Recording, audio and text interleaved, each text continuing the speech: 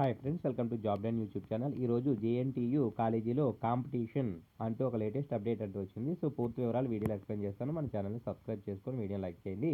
ఇక వివరాలు చూసుకున్నట్లయితే జేఎన్టీయూ కాలేజీలో కాంపిటీషన్ నిఖిలేశ్వర్ సాయి తేజ్కు రెండో బహుమతి అనేది వచ్చిందనమాట. సో దీనికి సంబంధించి చూసినట్లయితే ఆధునిక వ్యవసాయంలో డ్రోన్లను ఎలా ఉపయోగించుకోవచ్చు, డ్రోన్ల ఉపయోగం అంటే వినియోగం ద్వారా వ్యవసాయంలో మంచి ఫలితాలు ఎలా సాధించవచ్చు అని పోస్టర్ల ద్వారా వివరించి కాంపిటీషన్ పరీక్షలో రెండో బహుమతి రాచమల్ల నిఖిలేశ్వర్, కలివల్లి సాయితేజ అనే జేఎన్టీయూ కళాశాల విద్యార్థులు సాధించారన్నమాట. అద్భుత ప్రతిభ కనబరిచినందుకు వీరిద్దరికీ కూడా ప్రశంసా పత్రంతో పాటు నగదు బహుమతిని కూడా అందజేశారు. సో జేఎన్టీయూ విద్యార్థులు 30 గ్రూపులుగా ఈ కాంపిటీషన్ పరీక్షలో పాల్గొనగా వీరికి రెండో బహుమతి అనేది లభించిందనమాట. ఇక థామస్ ఆల్వా ఎడిసన్ పుట్టినరోజు సంస్కరించుకొని ఇన్నోవేషన్ డేని స్థానిక జేఎన్టీ కళాశాలలో శుక్రవారం నిర్వహించారన్నమాట.